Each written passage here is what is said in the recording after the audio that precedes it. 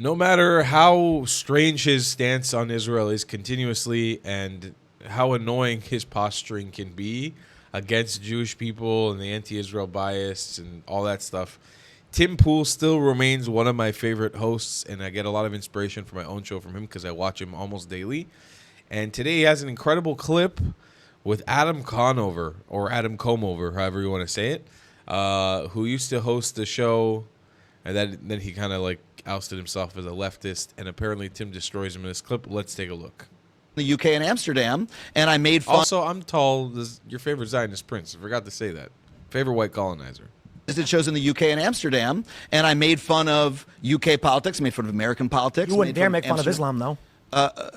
Go to the UK and mock Islam. Do it.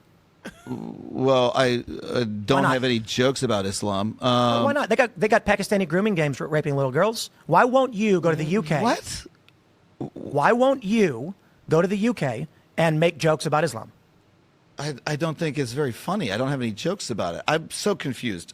Dude. Okay, let me help unconfuse you. Are there jokes that can be made about Islam? Yes or no? Wait, I don't want to. No? I don't want to go down this particular rabbit hole. Oh no! You're terrified. You're a hypocrite. What? Are there jokes you can make about Islam? Muhammad banged a little girl, right? I'm really baffled. Holy shit, I didn't see this. Damn, Tim. Holy fuck. Oh, my God. I'm really baffled. Come on. You're terrified of the subject. I'm not. No, I'm not. In the UK, you can be jailed for making jokes about Islam or even bring up the grooming gangs. There are people who go online and pointed out that a stabbing was carried out by a Muslim, and they got arrested for it. I'll bet you $1,000 you will not go to the UK and make a joke about any of that stuff, because you will not go to a foreign country and, in violation of their laws, speak out against what they've said not to speak out against. Do it. I dare you. $10,000. Cash in your pocket if you go to the UK and make a joke about Muhammad having a 12-year-old wife. This we got here faster than I thought we would in this conversation. Where you're shouting at me about something I don't understand. I don't really understand how you would think it's incumbent upon me. Do you think anybody watching this right now thinks you are confused by the notion that in the UK you go to jail for mocking Islam? I don't understand how we got onto you shouting at me about Islam specifically. I'd like to return to okay. It's because you said people should be allowed to come to this country and speak out against it, and you said you're a comedian, and you go to other countries, right? And you said you go to the UK, and I said, okay, if you go to the UK, speak out in violation of their laws and see what happens. And you said, I'm confused. I don't understand. What don't you understand? Will you go to Turkey? Will you go to Turkey and speak out against Islam?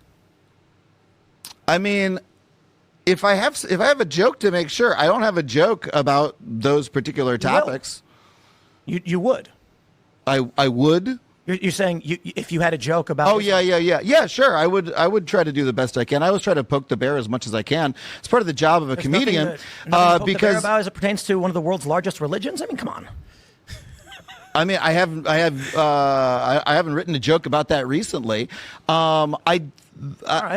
So look, hey man. I'm a free speech guy. No, you're not. You're absolutely not a free speech guy.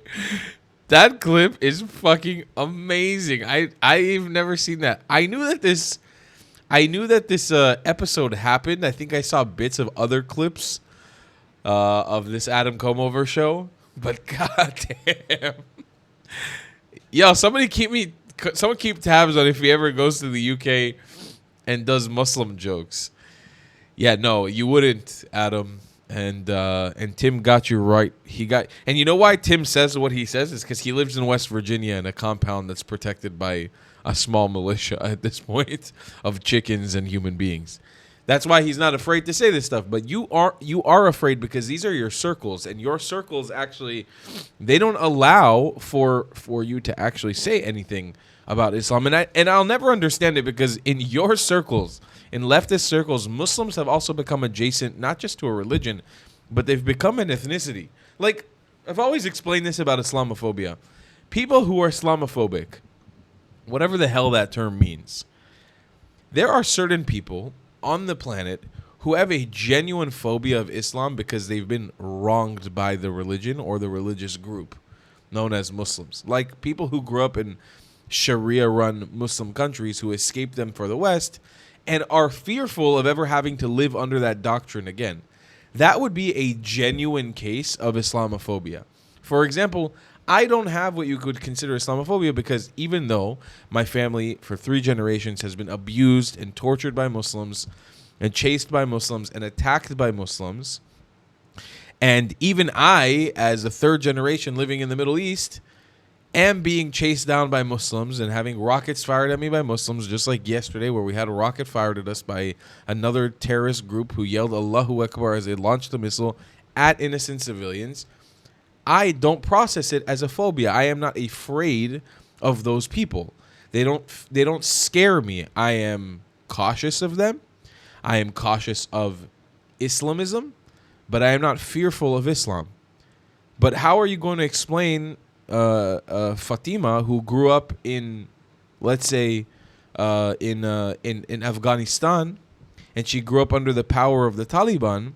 How are you going to explain to her, who she has a genuine, and let's say she escapes and she lives in Australia now, how are you going to explain to her that she doesn't need to be afraid of the same people who abused her entire life?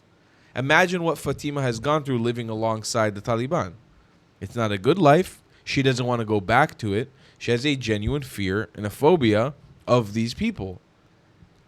Now, just because your side, Adam Comover, acknowledges that you're not allowed to talk about these people in any context at fear of scaring them, and also, let's just be honest, it's at fear of your own life because these people, when you criticize them, threaten your life. And you know how I know? Because I criticize certain things that these people do, and they threaten my life. Every day. Every single day I get threats by these people. Why? Because I criticize certain actions the group does as a whole. And you're not allowed to do that. That's how we know. So, Adam Comover, I think Tim put you right in your place, and it's good. You got exposed as a little bit of a doofus, and it's right. Maybe you'll learn something. Probably you won't. I'll see you guys in the next one. I love you a long time. Goodbye, Klats.